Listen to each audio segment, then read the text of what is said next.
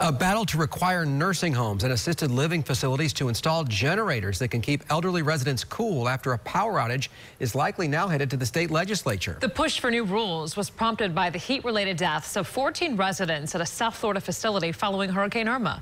A judge ruled against Governor Rick Scott, who originally wanted every elder care facility to put plans in place before November. That fight is now headed to an appeals court. Meanwhile, non-investigates found some long-term care facilities were found without current emergency plans well before this hurricane season. Investigative reporter Carla Ray learned even those plans, they're required. The system to make sure that they're completed and adequate is lax.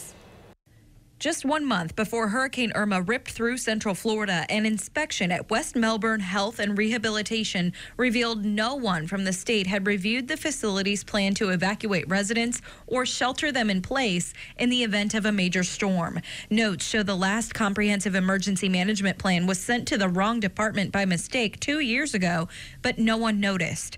Weeks prior at nearby Avant at Melbourne, inspectors found another expired emergency plan. Though notes show no residents had any adverse effects from the failure to follow the rules, elderly advocates worry it's a matter of time. And it's after the fact. It's, like many things get revised after people die and after you realize that what you had previously was not effective. Gloria Gluskin is a licensed clinical social worker and elder care manager. She's also a former assisted living facility administrator with experience putting together emergency plans required by the state. So much of these surveys are documentation. They're not implementation.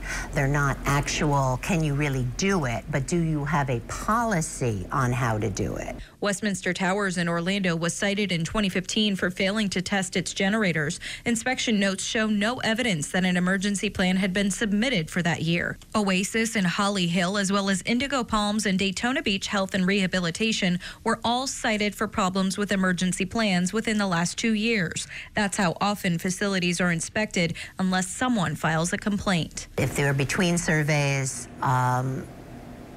things just can lapse. 9 investigates tried to get copies of local plans, but we were told they're exempt from public record due to security concerns. Gluskin says consumers should still ask. I would ask to see what is their emergency plan. Is it something that is just a checkoff list and in documentation but not functional in real life? I mean, really ask the questions. All of the facilities we mentioned, including Westminster Towers here in downtown Orlando, fixed the problems with their emergency plans shortly after those inspections. We should point out that within the last month, the Centers for Medicare and Medicaid actually put out a directive requiring that facilities that receive federal funding add training to their plans. Reporting in Orlando, Carla Ray, Channel 9 Eyewitness News.